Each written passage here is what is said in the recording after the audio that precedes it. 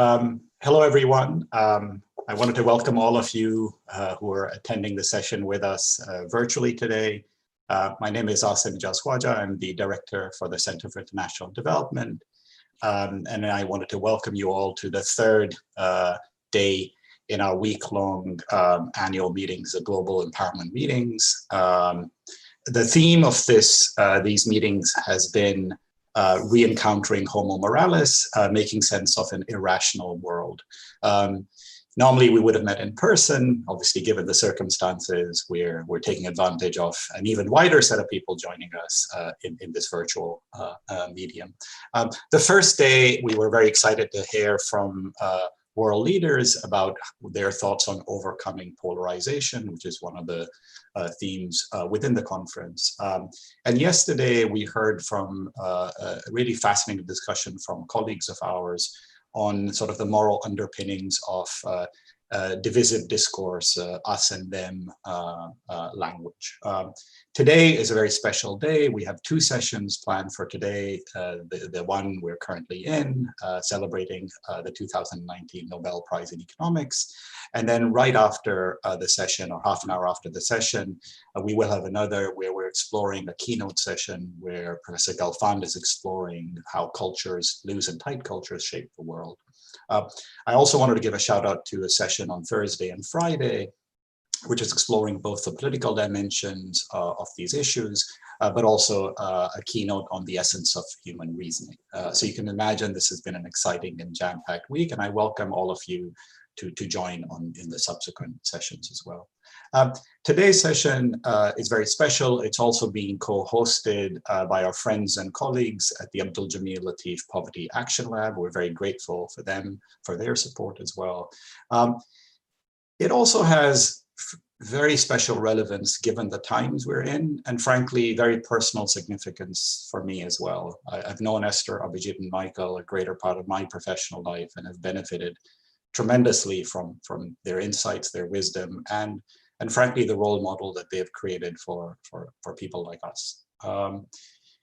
It has been a tough year for many of us. There have been people who've experienced great losses. But if the need for development is ever more clear in these times, the need for us to come together, for us to build a thriving world is even more salient than it has ever been.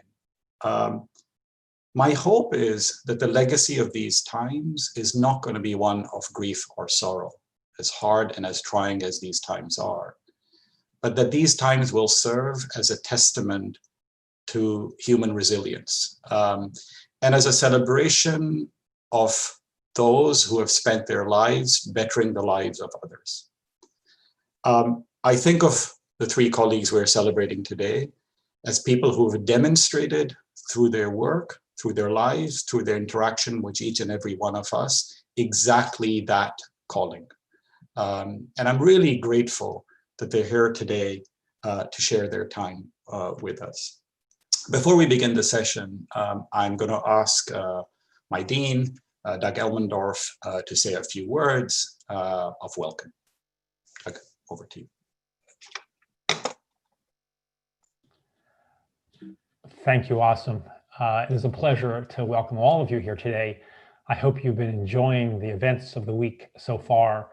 As you know, the Global Empowerment Meeting is the flagship event for our Center for International Development, and we are thrilled to have such a fantastic group of policymakers, scholars, and public leaders with us this week. Today's session is a special one, as you know. We will have the opportunity to hear from some of the world's most brilliant minds and compelling voices on international development.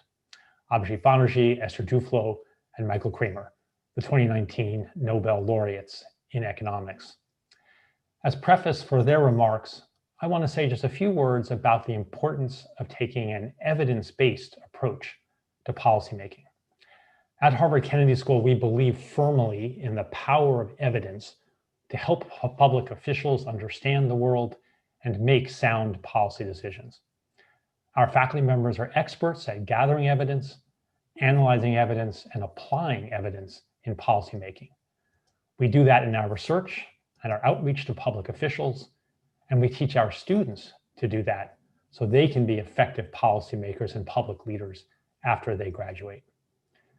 There are so many seemingly intractable problems in the world today, problems related to the health and economic fallout from the coronavirus pandemic, problems stemming from weak and corrupt governance, problems like bias based on race, caste, or ethnicity, and more.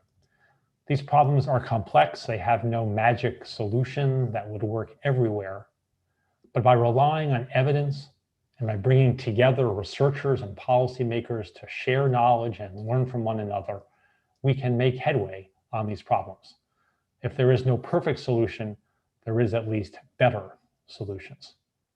So I hope that you're using this week to think about how to make sense of a seemingly irrational world, as the title of the conference says, and to collect insights that you can bring to bear in your own work every day.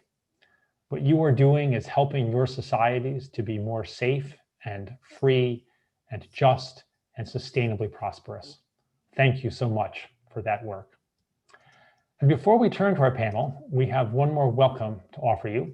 We have an unexpected guest this morning, Larry Bacow, the president of Harvard University. Larry, we are honored and delighted to have you with us this morning. Thank you for being here. Thank you very much, Doug, and thank you, Awesome, for the opportunity to just drop in and say a few words of welcome of my own on behalf of Harvard University. To all of you who are gathered here for this meeting, this virtual meeting that brings us all together. I'm especially pleased to acknowledge the good work of our colleagues, Abhijit Banerjee and Esther Duflo and Michael Kramer. This is important for all of us to be attentive to the role models that they set for us, both as scholars, but also as citizens of the world, those who are dedicated to using the work of scholarship to try and improve the lot of others. At a time in which this nation, the United States, mourns the loss of 200,000 people to COVID, Esther and Abhijit and Michael remind us of the power of scholarship, of the power of bringing, of linking theory to practice, or as Doug says, to bringing evidence to bear on important issues and problems of public policy. And there's no limit to what we can accomplish if we do so. And it also points out the cost of letting policy be determined not by evidence, but rather by politics or by anecdote or self-interest. So I think the work that's being done at this conference is important. It's important for everybody who cares about making the world a bit fairer, making the world more just, making the world a healthier place for all. And I also want to say, as someone who earlier in my career studied economics at MIT and then came to the Kennedy School for graduate work, that I'm pleased that Abhijit and Esther and Michael have shown that far from being a dismal science, economics, in fact, offers us all the promise of a better life. So to Awesome and his colleagues at the Center for International Development, thank you for pulling this conference together, for honoring Esther and Abhijit and Michael, as well as thank you for the opportunity to drop in and say a few words of welcome. Thank you. Thank you so much, Larry. Thank you, Doug, as well. So I can't wait to listen to Esther, Abhijit, and Michael. So without further ado, let me just briefly introduce Nancy Gibbs. And Nancy is going to be moderating the conversation today. Nancy is a colleague of ours. She currently serves as the director of the Shorenstein Center. She's also a professor of practice of press politics and public policy at the Harvard Kennedy School. And as much as I love Nancy being here, Nancy has had a pretty remarkable career before she joined us. She was the editorial director of the Times the editor-in-chief of Time, and has served 3 decades with the magazine, producing some really phenomenal work. And so we're really thrilled to have Nancy agree to do this and be here with us. And Nancy, over to you. Thank you, Asim, and Larry and Doug, and thank you all for joining us and for allowing a non-economist to get to be your initial interrogator. These are not normal times. These are not normal academic meetings because of the importance of the work being done in all of our institutions and the direct and immediate relevance that Doug spoke to. And it's that immediate relevance that so distinguishes the work of the Nobel laureates who we celebrate this morning. Abhijit Banerjee is the Ford Foundation International Professor of Economics at MIT. Esther Duflo is the Abdul Latif Jameel Professor of Poverty Alleviation and Development Economics at MIT, and co-founder and co-director with Professor Banerjee of the Abdul Latif Jameel Poverty Action Lab. And Michael Kramer is the University Professor in Economics and Public Policy at the University of Chicago.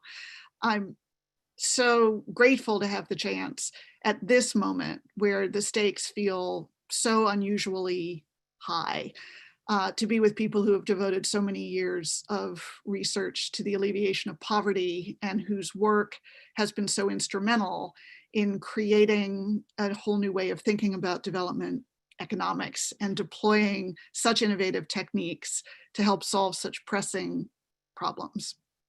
For a non-economist, particularly, I am so grateful for the work that you do. And so I want to start where we are right now. I read this morning that India looks like it is on track to pass the very grim milestones that the US has marked in having the most coronavirus cases. They recorded more than 92,000 new cases in a single day last week. For all of the progress that has been made in reducing global poverty, this year has exposed just how fragile our survival systems are for people at the margins, whether vulnerable to disease or disrupted food chains or informal work arrangements. So I would love to hear from each of you. You've been so involved in efforts around the world to respond to the coronavirus, just to get a sense from you about specific interventions that you've worked on or where you see hope and what the landscape looks to you in this near future. So Esther, why don't we start with you, and then Abhijit, and then Michael.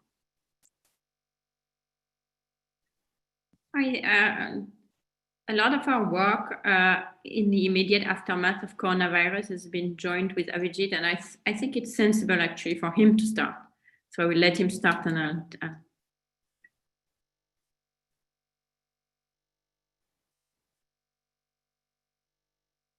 You're mute.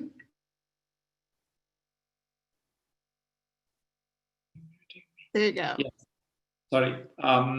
I didn't know what logic that followed, but I guess I can't pass the buck back. I would say that part of what is like many people in the audience and in the world, I think our first and primary reaction is a bit of also inadequacy. I think if you take the example of India, one of the things that I feel we didn't do as academics, that's probably the thing that is foremost in my mind, is just understand the magnitude of what a crisis like this could envisage. I don't think we had understood that. I think we were, I think at some intellectual level, we were simply unprepared for it. We were unprepared. Everybody else was unprepared.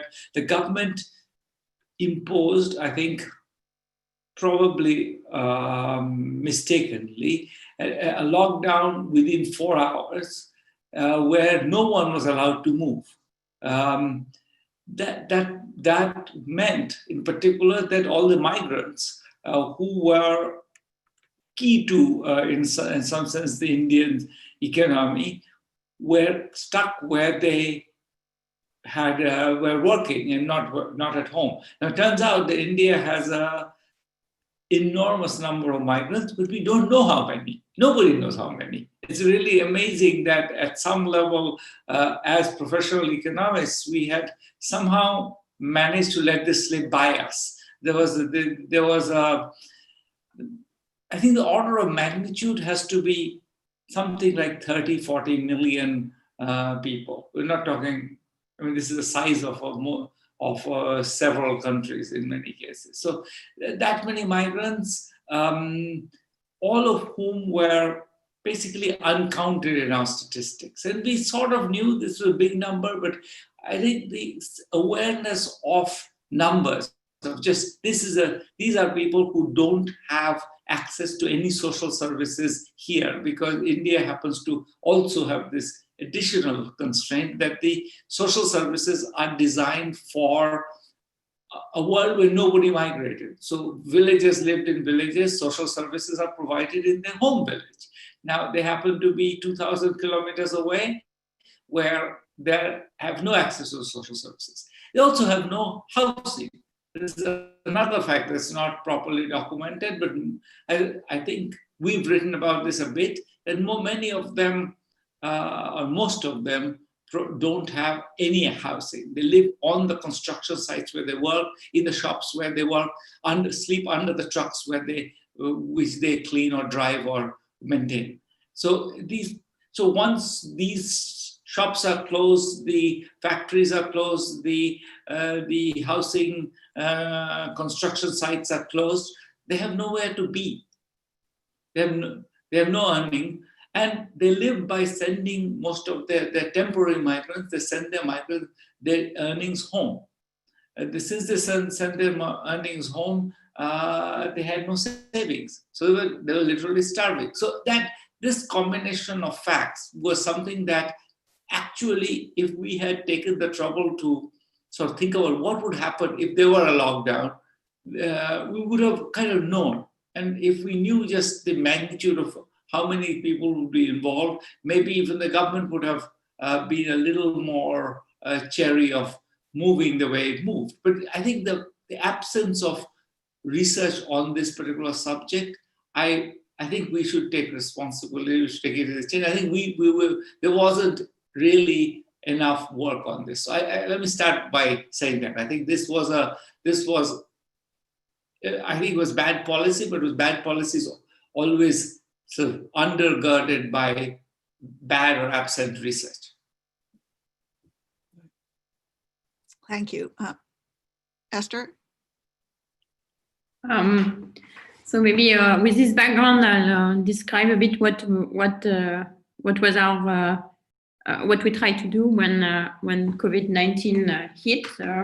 So at that time, we felt that the thing that could be done, that should be done immediately, is to leverage existing knowledge on what might get people to adopt the only protection we have so far for COVID-19, which is the proper hygiene behavior, so mask wearing, social distancing, hand washing, etc. And that it was, we had the whole, not just we, in fact, all of the three of us, but more generally, the entire network of JPAL, affiliate of JPAL invited researchers and people who are not in JPAL but work with this type of studies, had conducted a lot of studies on how to convince people, what could convince people to change their behavior. And in particular, there was recent work that was done in Indonesia, showing that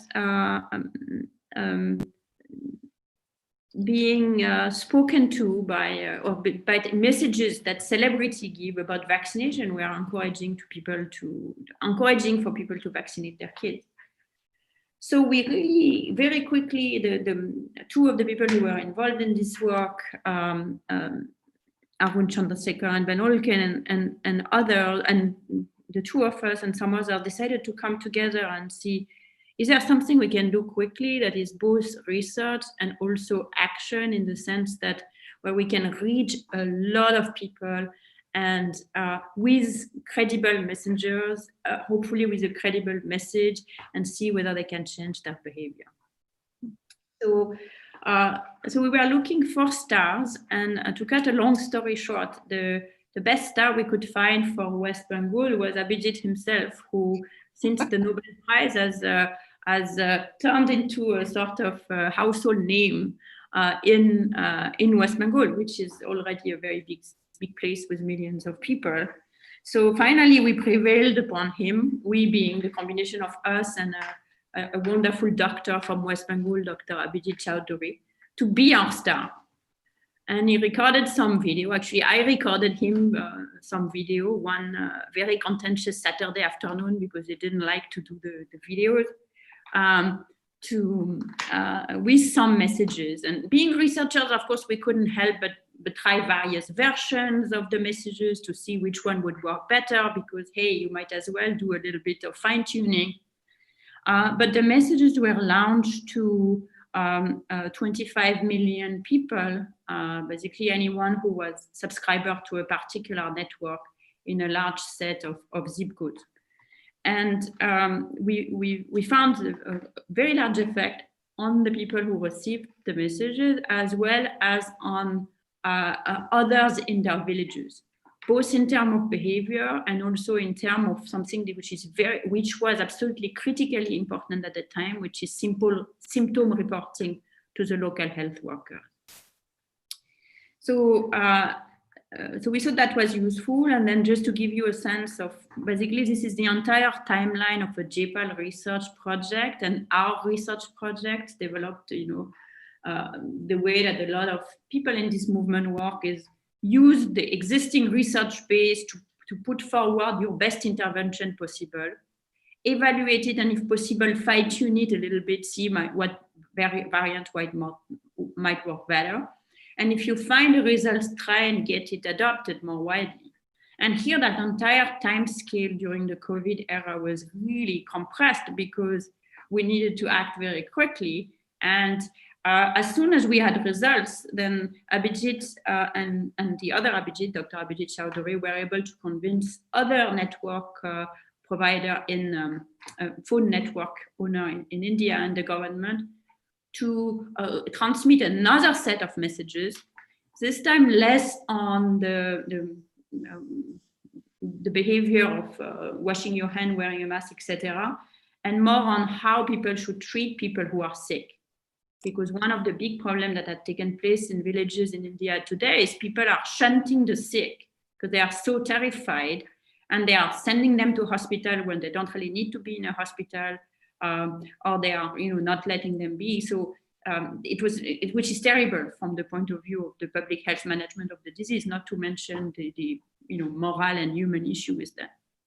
So Abhijit recorded another set of videos saying, in fact, if someone is sick, you need to support them, and you can get help from the COVID care network, etc. And those videos were sent to a comparable number of people, or I think even more, given that we use two networks. So that's kind of one example of how we spend our spring, our lockdown. And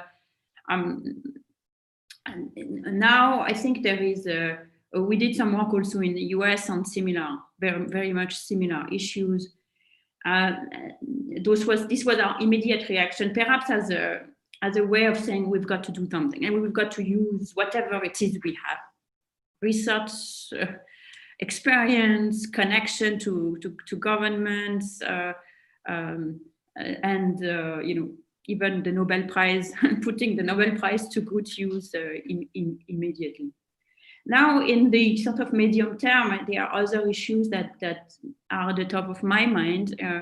One of my big topics in life has been to work on immunization. And there had finally been progress on immunization in the last few years, and there has been a dramatic collapse of immunization services. So the project that I'm, if you want to know what my mind is full of in terms of trying to restart is how do we adapt what we have found to be effective in terms of generating immunization demand for these new times where there has been a collapse of supply and potentially a collapse in trust in the system because people are concerned. And so now, what it is that we should do, how to inform people, how to mobilize the social network to get parents to come back to the immunization session.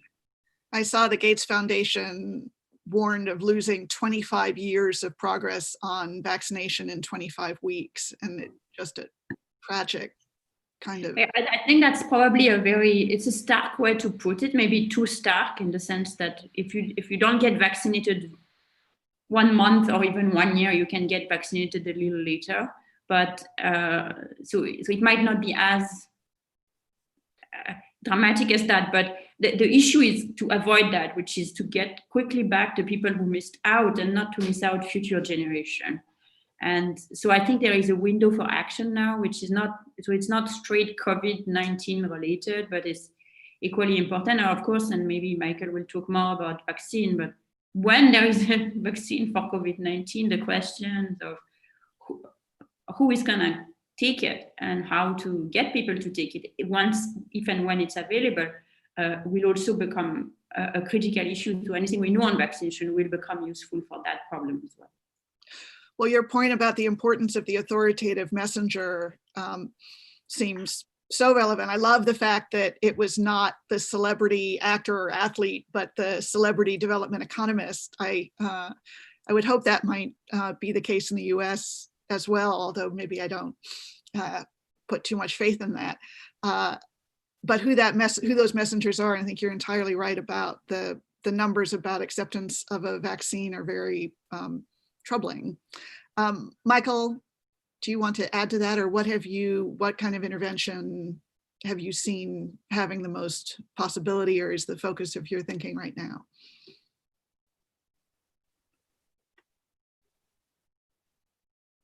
Sorry, I'll mute. I've been doing a lot of work on vaccines, so I think it follows naturally from what Esther was discussing.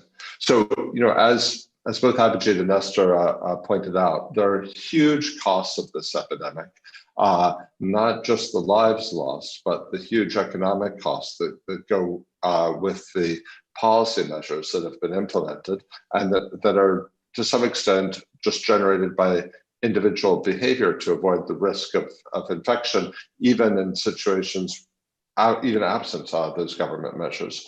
So the estimates are that the world is losing $500 billion each month that the epidemic continues. And then there are additional losses, the losses that Esther mentioned of people not getting basic health care, including vaccinations, including delivering babies in hospitals, kids miss school. So the cost of every month this epidemic goes on creates huge costs. And we certainly need to invest in behavior change, mask wearing, et cetera, during the time that we don't have a vaccine. But the issue that I've been focusing most of my attention on is how can we try to create financing to accelerate the availability of a vaccine. One thing to bear in mind is the normal sequence by which pharmaceutical firms develop vaccines. There's a long period of testing that takes quite a while. Then there's an expensive phase of constructing capacity to produce the vaccines. Vaccines are much harder to produce than drugs. And so typically firms, that can cost hundreds of millions of dollars. And typically firms won't make those investments in building the factory until after they have the results from the vaccine trials. Many vaccines that look like they're going to be successful at the early stage wind up not being successful later on. We just got for those of you who are following, there was the AstraZeneca vaccine was at least temporarily halted. It was then they resumed, but they were worried about safety issues with that. So in this context, it makes sense from a private firm standpoint, before they invest potentially hundreds of millions of dollars in producing the factory, they want to make sure that the results are in. But while that makes sense from the standpoint of a private firm in normal circumstances, If you think about the $500 billion that the world is losing each month that the epidemic continues, from a global social point of view, it's certainly worth building the factory in parallel with the process of testing, building actually very large factories in parallel with the process of testing. And then that does risk that you'll build some factories that you won't be able to use because the vaccine won't work. But together with a group of other economists that informally gathered together, calling ourselves Accelerating Health Technologies Group, we've tried to just calculate what are the trade-offs involved. And it turns out that it makes sense to invest very, very heavily in capacity at risk. And to do so at very large scale, because even after you have a vaccine, we have billions of people around the world to immunize, and that requires a lot of capacity. If you build factories that even would be very large scale relative to historical precedent, that would still take a very long time to vaccinate the world. So it makes sense, just the benefits of advancing the vaccine are great enough that it makes sense to invest in that. And not just in parallel, not just at large scale, but actually for multiple different vaccine candidates, because we don't know which ones are going to work or not. So, we've been trying to work on those problems, also trying to think about what the best ways to incentivize firms to do this work, what's going to be most cost effective, taking into account issues like the probabilities of success for different candidates based on the historical track record, insofar as you can estimate them, the correlations among different candidates. It makes sense to pursue several different channels.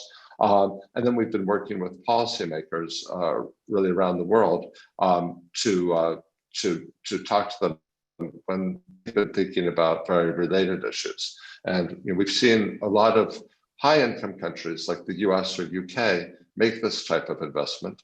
We're now starting to see, our calculations suggest this makes sense not just for high-income countries, but for actually the full spectrum of countries. And we're now seeing middle-income countries, particularly in Latin America, start to make these investments, perhaps at a smaller scale, but still makes sense. There are some public efforts for low-income countries supported by donors, but our analysis suggests we need to do much, much more than we're currently doing.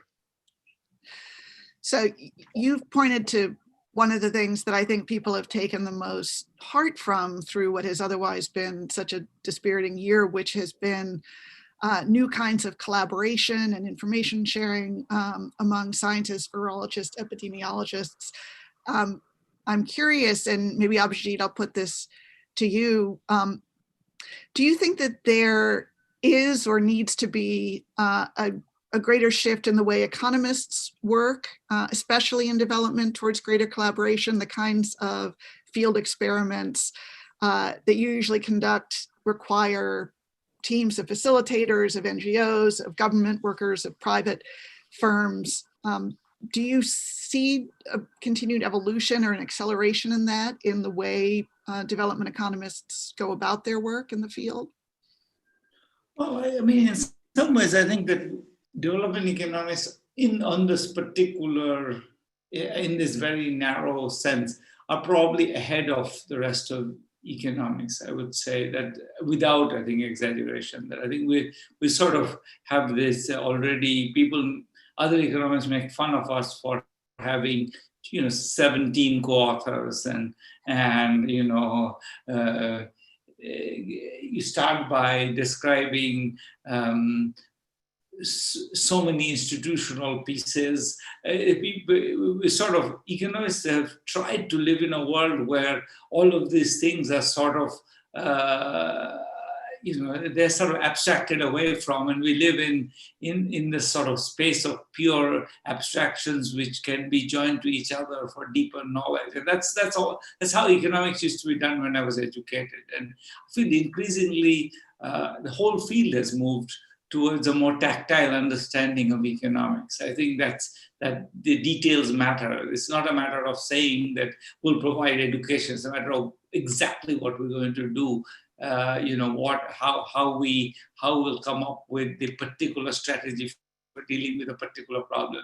So I think in that sense, and once you get down to that level, it's inevitable that you deal with practitioners, because really you don't have the knowledge. You're always kind of what's in fact, I would say, heartening maybe, is the fact that already, I think maybe even 15 years ago, we were doing exactly this, which is Michael and I, 20 years ago, 25 years ago now, Michael, which is it's too long, in Udaipur, talking to Seva Mandir, which is an NGO there, but sort of in a back and forth on how to design an intervention. So this collaboration was sort of designed up from the ground. It was not something that they came up with and we evaluated. It was always that there was a two-way conversation, and this was already true, I think, 25 years ago. So I feel in that sense, that model has wide acceptance within development economics. It's more that other fields of economics are slower to have gone there, but I think it's all going very much in that direction. Now that we're all sort of, have become amateur epidemiologists and are keeping an eye on every randomized clinical trial around everything having to do with coronavirus, it makes me wonder why the idea of doing randomized trials can ever be controversial. Why is there pushback or argument about that as an approach to evaluating different interventions in development?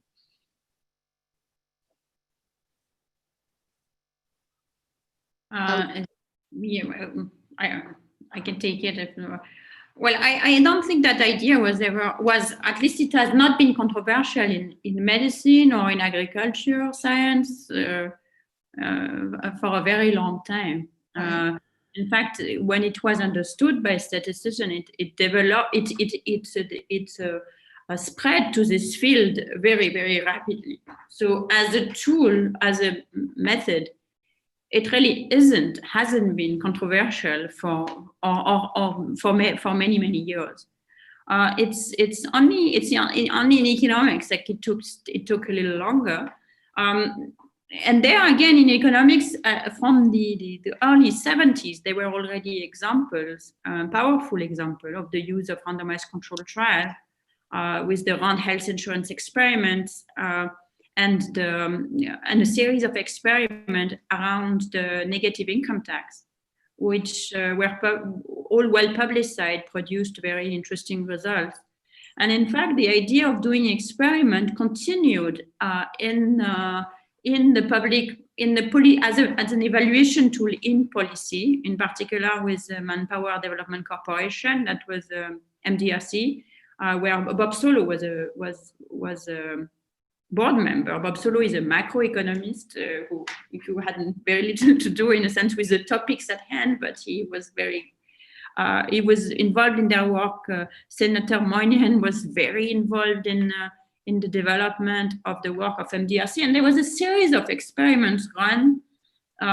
So the only place where it really didn't spread for a long time is academic economics, or maybe it's not the only field, but of those, it didn't spread there. And it's hard to remake intellectual history of a field and understood why it took some time to come there. But I think one of the reasons is for a long time the field of economics was dominated by how would I say, ideas is the polite way to say it. Ideology or magical thinking is the less polite way to do it.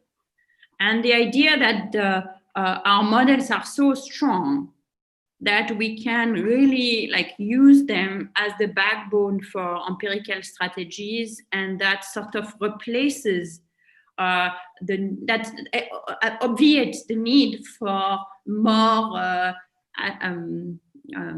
assumption-free testing, which is embodied in the idea of a randomized controlled trial, where you really need to test one option against the other with no very strong prior that one is better than the other. So I think that might be a reason, and that changed in the field profoundly. That changed before us with what's called the credibility revolution in labor economics and in public finance, and then of course the movement of randomized as a tool to be used in academic work as well as in policy work, and ideally in the combination of the two, which I think the movement of randomized controlled trial, which we embodied, which we kind of had a role in nurturing, let's say, signifies. And then, interestingly, the development of the RCTs and the work around the RCTs also, I think, further strengthened the idea of a very empirical base work in economics, even for people who do not use RCTs. So ended up having a lot of impact, I think, on non-experimental work, but that is try to really take the facts seriously and come as close as possible to establish causality with non-experimental data. And now I think the whole field, or big segment of the field, is much more open to the facts, not agreeing with the theory. When that happens, it doesn't always happen. Esther, I can't resist asking you, because you've done such interesting work in rural India about female empowerment, including the value of quotas and what it takes to make people more accepting of female leadership. And there's been a lot of talk about the success of female leaders in places like New Zealand and Taiwan and in dealing with the coronavirus. Not exactly a randomized study, but even male-led countries that formerly had female leaders appear to have lower casualty rates. And so I'm curious about what you make of this, and whether you think broadly that the experience of this past year is likely to accelerate the acceptance of female leaders in regions that may not have previously been as open to that. Or is that wishful thinking on my part? So I don't think that is wishful thinking. I think there are two conclusions of my work, and that of many other people actually looking at experimental or quasi-experimental effect of female leadership in the political sphere. The first one is that female leaders are, even in places where there is really zero tradition, so they come with no experience, are at least as good and sometimes better than men, although they do take different decisions. So they end up taking policy actions that reflect more closely the preferences of women. So, children and water and that type of things. The second finding is that people take notice. So when in India, for example, the first round, people are very opposed to the first round of women. They think it's really scandalous to force them to elect a woman. But by seeing them in action, they actually reduce, mostly in an unconscious way, their bias against women. And they realize women can actually be competent leaders. And therefore, in the next election cycle, they are more willing to vote for them, even once they don't have to anymore. So there is some learning that is happening. They also more generally become more open to the potential role of a girl's career for girls and things like that. So it has also a role model effect, which is broader than even politics. Which is why I think that seeing powerful and effective women like Angela Merkel or Jacinda Ardern is going to have it just is going to have an effect on the acceptability of women as political leaders. That said, I think there is zero evidence that it's a causal effect. Maybe this just reflects the fact that countries that are civilized enough to elect women as leaders are also in general behaving in a civilized way, and follow expert advice and take good policy decisions. Maybe even a man would have done just as well. But if there is an error there and it's attributed to the good role of women, then I'll take that. I will take that too. Michael, to pull back a little bit, even higher altitude, people have argued for years about whether aid from developed countries actually slows transformation, creates dependency. You co-founded the Development Innovation Ventures, USAID's open innovation program that focuses on scaling creative solutions to development challenges. Can you talk about what you think the sort of most smart, most effective way to approach international aid is, and to counter the charge about creating the possibility of creating dependency? So there is a view, as you suggest, that there's a literature on potential negative effects of aid. And one issue that some people are concerned about is if donors provide aid for some areas, let's say donors provide, to continue the vaccination thing, if donors provide health aid for vaccinating kids, then, which is something that affects the broad mass of the population, then perhaps that just frees up the government's health budget, and then they say, well, we'll use our money for tertiary care and dialysis machines, or something that is probably benefiting a narrow segment of the population. Now, I don't want to. I think some of this. I don't want to necessarily endorse all of that view or overplay that view, but to the extent that one is concerned about that view, one type of investment that may not crowd out domestic investment, but may actually crowd in additional investment, is investment in innovation. So if we thought about developing a better type of insecticide-treated bed net to combat malaria, or developing new seeds, if those are developed, then the country themselves, both private individuals and governments in developing countries, may actually invest more in buying these better products and deploying them. So one sub area of innovation is innovations that are targeted towards developing country needs, and those innovations are probably going to not attract as much private investment. More as ones that are for higher income people. So to the extent that the developed world can give aid through supporting innovation targeted at the needs of lower income countries and low income people within those countries, you may be able to avoid some of this crowd out problem, particularly if these are global public goods. So they're something that benefits many different developing countries, which rather than a single country. So one thing that, as you mentioned, I've been involved in is helping found a program at USAID called Development Innovation Ventures. And we support development of a wide range of innovations, not just from gadgets, but also innovations in policy, innovations in business practices. So that could be supporting social entrepreneurs, it could be supporting researchers, and as well as for-profit firms. And we try to be very much open across sectors and geographies, and to innovations that would scale either commercially or through investments by developing country governments.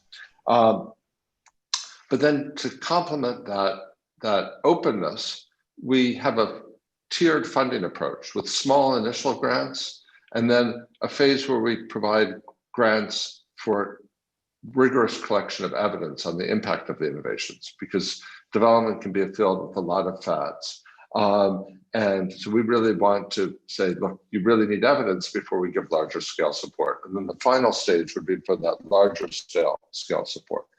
And we've recently been analyzing the impact of our portfolio because we're coming up on our 10-year anniversary. Esther was very involved in some early work that we did trying to look at what was the impact of this. So we looked at our first 43 investments during our first 2.5 years. And if you look at many of them, it's difficult to quantify the benefits, but we invested in 43 things, limiting it to those where we've got really quite solid evidence. We were able to identify 4 innovations, and the benefits of those 4 innovations, when we quantified that in dollar terms, they were more than 5 times as large as the cost of the entire portfolio of 43 innovations that we put the money into. So a very high rate of return. And in fact, we're updating the analysis and extending it for another year. And it's actually grown dramatically from that. And that's, I think, because of the nature of innovations. They start small and then they grow over time. It takes, if you think about some things like Google or Facebook grow very rapidly, but many other innovations take really decades to achieve their impact. So I'm very excited about this approach, and I think that to come back to the larger theme, I think one thing that we found, the 3 of us, but many other researchers, look, there are a lot of things that aid goes to which don't have so much impact, but there are others that just have phenomenal impact. These 5-to-1 benefit cost ratios, those are not unheard of by any means. And what we're learning about is once you can get the knowledge, to come back to Doug's comments at the beginning, well, you can find out what's not working, ideally move money away from that, and find out what is working and move money into that. And that can make, I'm gonna say one other thing after this, but that can make aid much more effective. But the other thing I would come back to is, in the long run, or even in the short run, it's not about making aid more effective. That's not the objective of what we're doing.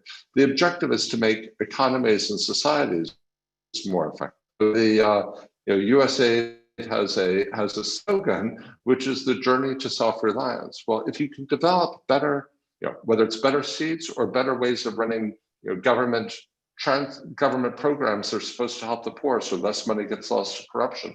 Those types of things are what ultimately is going to improve the effectiveness of private sector investment within the developing countries and government activities within developing countries. And so the long run solution, and in fact, massively important, more important even today, aside from a handful of the very poorest and smallest countries, what's important is improving the quality of policy and investment within developing countries. Aid is a sideshow at some level. It can be very important, and I think particularly in this area of supporting innovation, but I think what's really important in the long run is improving the quality of developing country governments and private sector investment.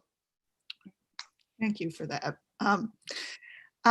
Let me ask one last question that kind of ties everything together with what this GEM conference has been exploring this week around a very challenging topic of polarization, something we're experiencing acutely in this country as we're within 6 weeks of a presidential election, but is a factor globally. From your experience, and then in the meantime, while they're answering, I invite participants, put your questions for our panel into the Q&A tab.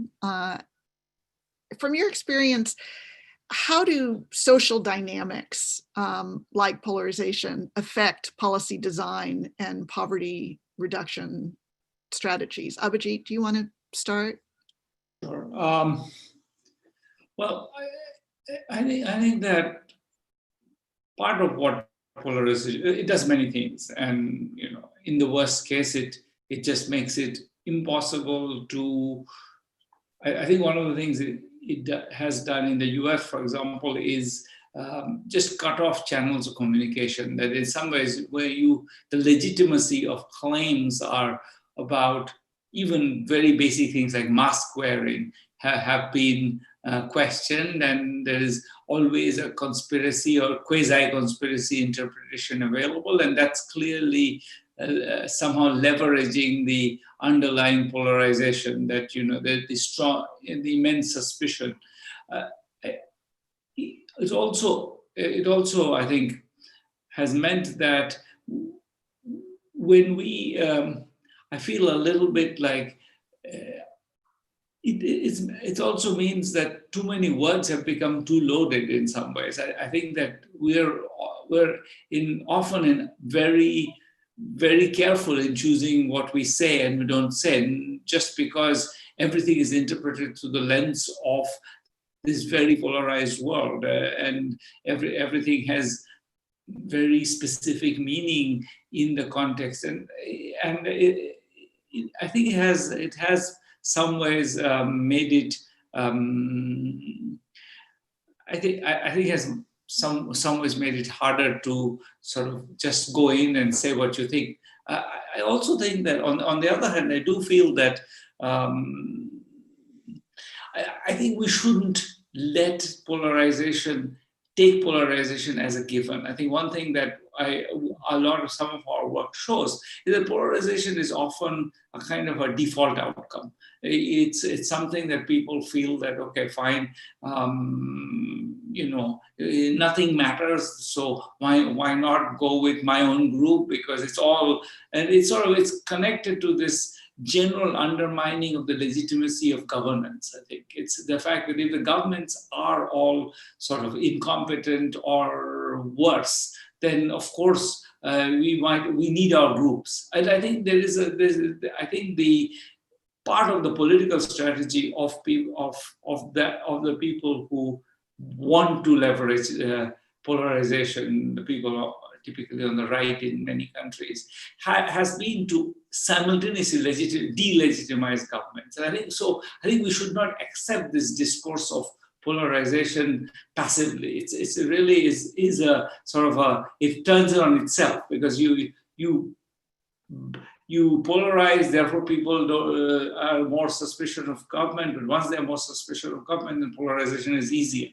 And I think in some ways we want to resist that discourse that polarization is somehow natural or organic or human. It's a human trait. I don't think there's any evidence for that. I think it's simply so. I think we take this sort of general framing of polarization too seriously, in my view. And I think we should resist it a bit as well. That's very interesting perspective. Esther, what do you think?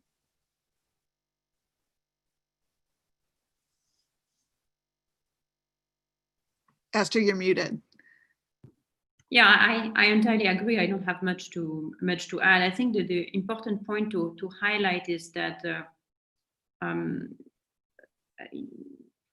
especially as economists, we have tended to accept preferences as what they are. You don't dispute taste. De gustibus non est disputandum. And then maybe regret that some people have some preferences, but or maybe not judge them one way or the other, and then move on with that, and then analyze what do people endowed with some preferences would do. But there is plenty of work, including some by Michael actually in one of the earliest paper on this, showing that being exposed to different people make you change your preferences. And he was looking at college students and making exposed to, so this is true in his work. For example, people who are exposed to students who are rich are more in favor of lower taxation, and vice versa as roommates, for example. And since then, there has also been a lot of different work showing that this type of exposure and the nature of the exposure changes people's view. So that's, on one hand, that gives us some specific pointers about what could be done with our social housing policy in countries that have one, with our schools, etc.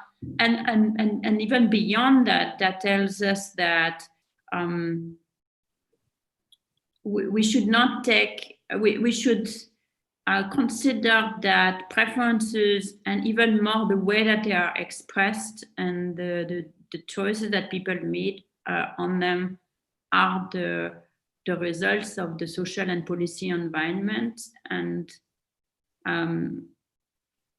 therefore they are something that we should endeavor to change and can be changed with policy. We don't know nearly enough about what should be done, but we know enough to know that something can be done. In my opinion, it's also closely related to redistribution, because to some extent, the polarization is the result of, it's a displacement of some anger, which is perfectly legitimate. And it comes from the fact that people have a correct sense of having been abandoned and sacrificed. And so I think it's going to be very difficult to change people's opinion, expressed opinion, and vote without correcting that abandonment. And there again, we have pretty clear pointer of what could be done, needs to be done on redistribution, both within this country and others.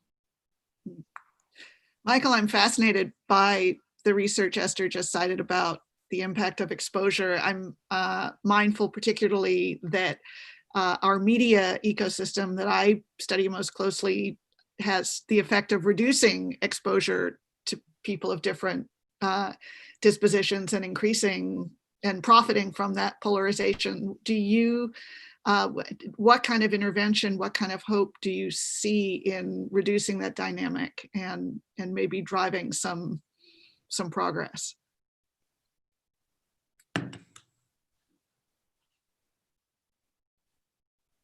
Michael? Sorry, apologies for that.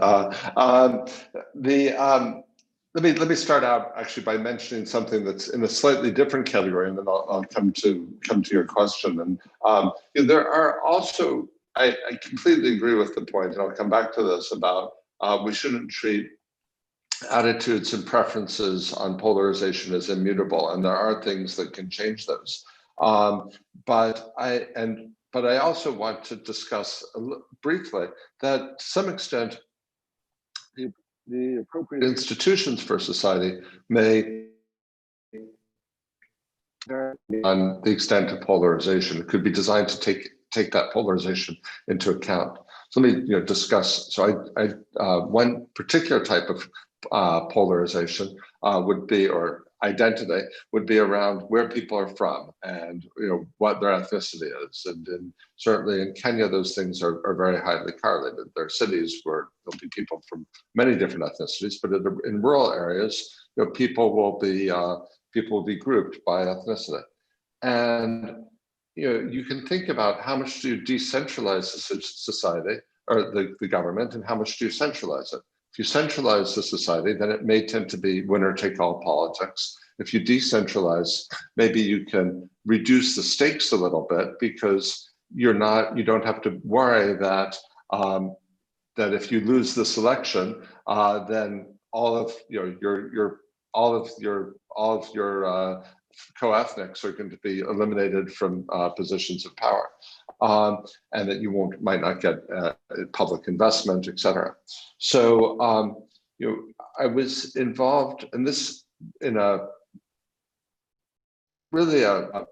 not an actual policy experiment, but more just a more academic style study, but with actual public officials, in which we provided them opportunities to make a small scale investment. And what we found was that people tended, we didn't find as much straight corruption as we would have thought, or diverting.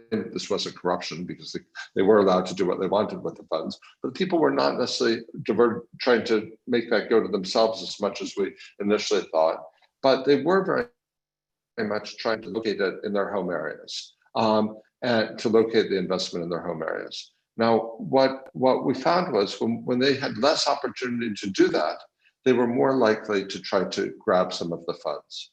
And that suggests that there may be, actually, in addition to these political benefits of decentralization, there may also be a reduced corruption if people are really choosing projects to serve their own village where they have people who they have stronger ties to. But let me turn to your specific question. What can we do to address polarization? So as Esther said, in a US context, we looked at a large public university that assigned roommates with some random component, and we looked at people who, by the luck of the lottery, had different types of roommates. And in addition to the results Esther mentioned, we also found that white students who got African-American roommates became more favorable in their attitudes towards affirmative action afterwards. Again, this general pattern that really shows up in many different studies of exposure, mere exposure does seem to lead. It does depend a bit on the context, and you can structure artificial context where it causes conflict. But in most real world contexts, it actually tends to lead to more empathetic attitudes. Let me mention, I think that there's a lot of emphasis in contemporary development economics on what might pejoratively be called nation building. And a lot of that is about things like, well, how can we design more effective tax collection systems, et cetera, the nuts and bolts of having a functioning government. And that's certainly, very important work. There's another type of work that can create coherent societies, which is another set of issues around ideology and beliefs and identity. And there's been big efforts by many countries, including the United States, to try to forge that sense of national identity and coherence. And that's true for all three of our countries. If you think about France, historically, you had very different groups in a big effort to teach common French, and India has had lots of efforts on this. And I think we could benefit by trying to think more deeply about what sorts of institutions and experiences and rituals that we could create to do this. Economists have limited knowledge here, so I don't want to get too ambitious. But wanted to mention a paper that Asim and I have looked at, which is not looking at the issue of nations, but we looked at the Hajj, the pilgrimage to Mecca. And we were interested in what are the impacts of this experience on people's attitudes, their religious attitudes, but also their attitudes towards tolerance. So many religions have terrible internal conflicts. Certainly, think about Northern Ireland or the wars of Catholic Protestant conflicts historically. There are also big conflicts within Islam. And one thing that we found came out very strongly was the experience of going to Mecca, going through an experience where it's physically arduous, where you're together with many other people. You to some extent, it's a rebirth experience. You come back with you can put Haji after as part of your name. You mix people together, and when they're much more tolerant of other forms of Islam. Now you might say, oh, is that the expense if you identify with a broader set, your attitudes of Pakistanis towards Indonesians, for example, become very, very favorable. If you come back, oh, maybe this is all at the expense of being against other religions. There's an whatsoever. This was not really at anybody's expense, but by having this institution where you bring people from all over the Islamic world together, you increase tolerance and you increased awareness that there are other ways to be a Muslim. And I think this, I think there's going to be differences about what types and different societies adopt, but there are institutions. There's July 4th in the US and a set of things that we do during that do bind us together. Look, this is very speculative. I don't want to suggest particular policy implications, but it's an area for research. I do think it's worth pursuing. Thank you. Thank you for that. We'd like to turn to your questions now, and Adriana Conconi is going to join me to help share some of your questions with our economists. Adriana? A lot of good questions coming from our audience here, and also questions that people are posting on YouTube, and please keep sharing them with us. We'll be selecting a few for our panelists to address. But first, we wanted to ask some of our people connected to the call are also happy to come in themselves and ask their questions directly. So I wanted to invite Iqbal Khan to share his question with the panelists, please. Thank you, Adri. Thank you very much. What a privilege to be here with you. I've been involved with the vaccination movement through the Gates Foundation on a private sector basis. And we did this response called IFHIM, which was a global bond issuance, and it was backed by all communities and all faiths in 2006. The world today, given the fact that it's not only academics who are late, businessmen, we never thought about a scenario where our revenues will go down to 0% in some of our businesses. So policymakers, scientists, both pure and applied, are late in responding to COVID-19. And there's a lot of fragmentation in an increasingly divided world. So my question is, how can we coordinate our efforts in an increasingly isolationist world to enhance the global capacity for vaccine research, production, and a global funding response like IFHIM was in 2006, targeted at COVID-19? So I'd like to hear from the panel, how can we do this together? And just for the benefit of people, this was the Global Vaccination Immunization Plan, which I had the privilege to be associated with. And this raised $500 million, saved 10 million lives, and it continued as a program. So we need a mega scale program like Gavi, like IFHIM, to come up with a COVID-19 response. So my question to the panelists is, given your vast experience, how do you think we can pull this together? And I know it's a very long question, a challenging question. Thank you.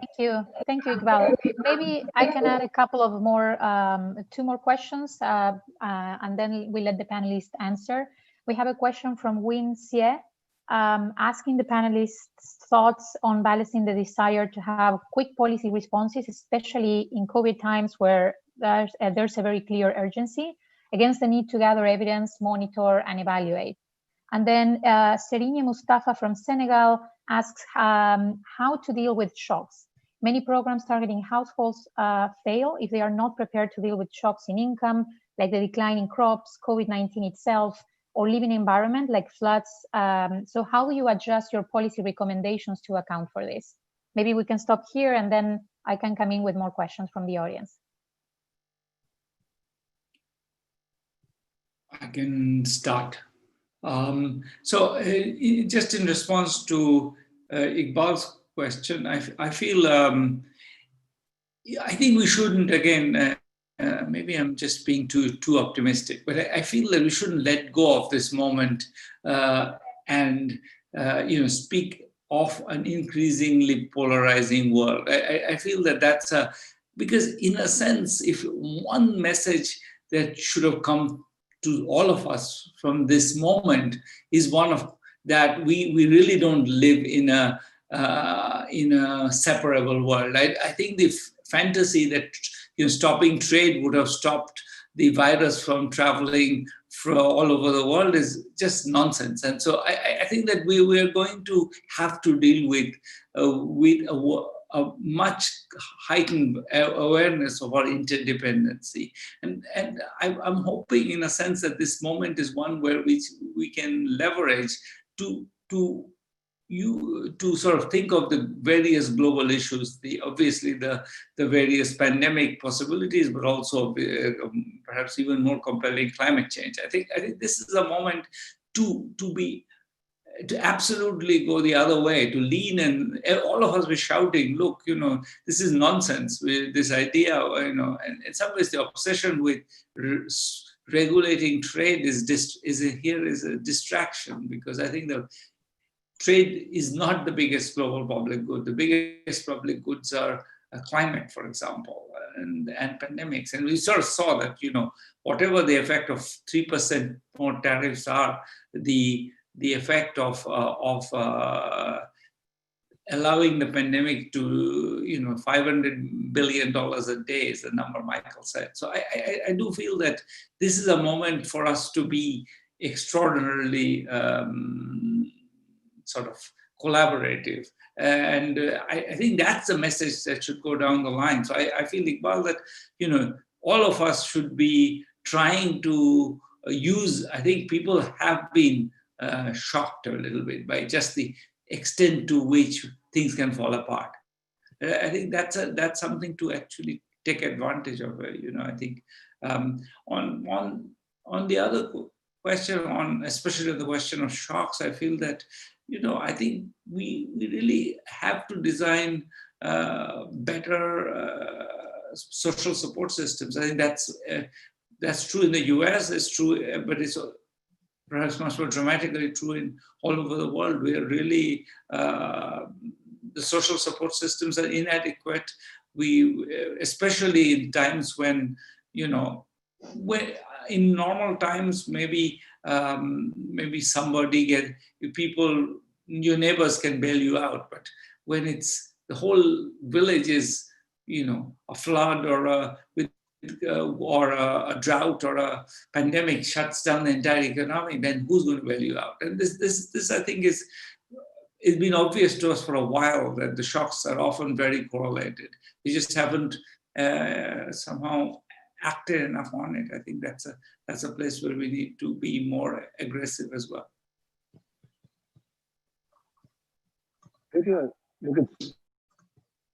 Useful to come in with a somewhat complementary perspective. So, I completely agree with the larger point that these are global challenges, and we need to think about how to address them globally. I think sometimes there can be tension. I think the case of vaccines right now is one where, on the one hand, you have people making moral and ethical appeals of why we should be addressing this challenge globally, and why if a vaccine is developed, it should be going to the highest priority, most vulnerable people, all over the world, to healthcare workers, to the elderly, other vulnerable groups. That would all be putting the money into a common pot. On the other hand, you have political leaders who are accountable to their domestic constituents. I think how can you try to? I think it's very important to think about designing systems. If we actually want to get something practically accomplished, I think it's important to think about the design of a system in a way that will attract countries to participate in it. And this actually, one thing that our analysis reveals is this is a hard problem. I don't think it's just because we're living in an age of increased nationalism and populism that makes it a hard problem. I mentioned before, this is 5% of GDP. If you think about the amount that countries may be willing to devote some resources to concerns outside their borders, but typically they're not donating anything near 1% of their GDP, let alone 5% of their GDP towards addressing humanitarian issues outside their borders. Even 0.7% of GDP is extraordinary. And that's in a case where they're not sacrificing, when it's not a matter of the lives of their citizens. The pressures on any politician, whether it's, whatever their ideological stripe, the pressure pressures on a politician to make sure that people in their own country get access to vaccines are huge. So how do you deal with that? Well, I think one way to deal with that is trying to, so one other further complication is that different countries have different, our calculations would suggest that if they're financing out of domestic resources, the optimal type of investment in terms of which vaccine candidates to pursue, how many candidates to pursue, and how large a amount of vaccine to pre-order. That differs among countries depending on their GDP, but other factors as well. So one thing I would take out of this is that we need a system that recognizes some of those realities and that allows countries some flexibility for the level at which they would participate, and that includes some safety net for the lowest income countries, but allows higher income countries to say, hey, we're going to put in a bigger order for vaccine. We want to get extra capacity construction. We want to pursue additional candidates. Depending on how these things are structured, there may be some negative consequences for other countries if they use up the available vaccine. But if you structure this appropriately, you can induce larger capacity and larger factory capacity. And that's really vital because that's going to ameliorate some of the consequences of this vaccine nationalism. So I think there are things we can do, but I think we also have to design very carefully rather than sort of ignoring the political realities that national leaders are facing.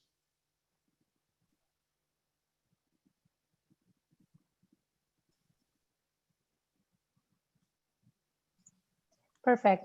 Thank you. Thank you all for sharing your comments on these questions. I have a few more to share with you. Teresa Picardo from Spain is asking, how do you transmit your results to government and international institutions around the world? And if you could mention some concrete examples of policies being implemented following your insights. We also have a question referring to how sometimes policy interventions require longer time horizons, which usually go beyond political cycles and elections. So connecting both questions on how you advise policymakers, if you could also maybe comment on how you manage and how you make sure that evidence-based policies are adopted for politicians, in a way, political cycles which are shorter. This second question is coming from Sobir Komilov. We also have a question coming from Jaime and Elizabeth de Ayala from the Philippines, specifically for Esther, asking what are the 3 more important drivers of a rising per capita income in an emerging economy, and what are the key policy initiatives which have the most impact? And then I'll add one more to this round. Alan from Argentina mentions that facing the economic challenges of COVID is going to have tremendous fiscal implications in developing countries, and some of them don't have the fiscal space to get the resources to face social protection and support firms in this transition and promote economic recovery. So is there a role for the international community, especially developed countries and multilateral organizations, to assist countries in this context? Thank you.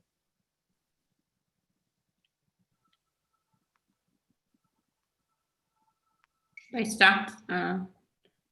So on the question that was addressed to me, unfortunately, I think I've made a career not to answer this type of questions. I've made a career repeating there is no magic bullet. There are very many silver pellets, and therefore you can't really identify one thing that will solve the entire problem. And in fact, poverty is made of multiple problems and not just, in fact, low income. And you need to kind of go at this problem one at a time and find the solutions for them. And as Michael pointed out, there are several things that have tremendous effectiveness, not necessarily on income, but on other things you care about. So it's not really a question that I can easily answer. Although I see where it's coming from. It's a perfectly legitimate question, but I think one that I've studiously avoided most of my life. So the other two questions were about the interaction between the academic work and the policy work. This is a great set of questions, because it's something I think where the three of us, or maybe Abhijit and Michael, are more sophisticated and knew that already. But I have evolved a lot, and I was more of the opinion that, you know, once you find a great result, you can start sharing it with policymakers, and then they'll run with it if it fits with their policy priority at the time. I was always aware of the fact that between all of the things that policymakers could do, they are going to choose based on the preferences of their citizens at best, and not what the experts say. But within that, if they say I've decided to put a lot of emphasis on education, they would choose what you tell them is effective.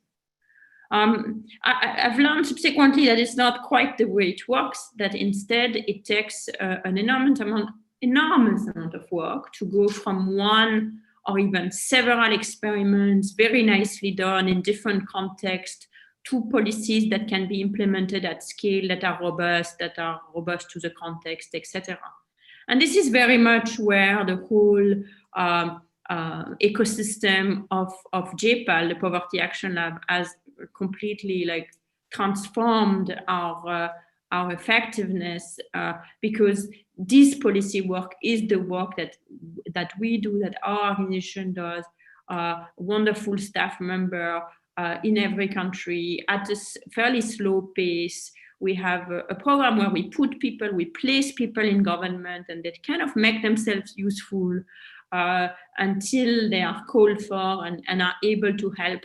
And then, of course, when something becomes suddenly is when a policymaker is interested in find something promising, assist with finding out, putting together all the million details of the policy, of the implementation of the program.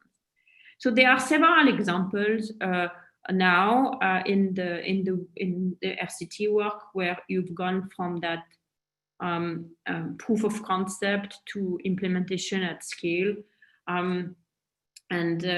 Quite self-servingly, I would point you towards the website of GEPAL, where we describe the various pathways of evidence to policy and how it takes different forms from time to time. And you also get several examples. But one that is very dear to me is on education. A program called Teaching at the Right Level, which simply addresses the problem that is prevalent in many developing countries, and some developed countries as well, France in particular, that education curriculum is too demanding for most children, and that therefore you end up losing very many children very quickly. And that a simple solution to this problem is to go back and teach them at the right level. Through a series of experiments, all three of us were involved into the development of this agenda, and quite early in our career, and through work with Pratham, a wonderful education movement in India. We've identified kind of a way of delivering this teaching at the right model, and now it's been scaled up in many states in India, covering millions of children, and many countries in Africa. And it might become very, very, very relevant once children are finally able to come back to school in countries where they've been out of school for many months, and when they were out of school have experienced vastly different level of educational opportunity, from zero to private pods and tutors, etc., and taking into account heterogeneity and not being slaved of the curriculum will become a huge priority. So we were already in the process of scaling this up and had been successful at doing that, and I think this will assume particular urgency once it becomes possible to go back to school in a big way.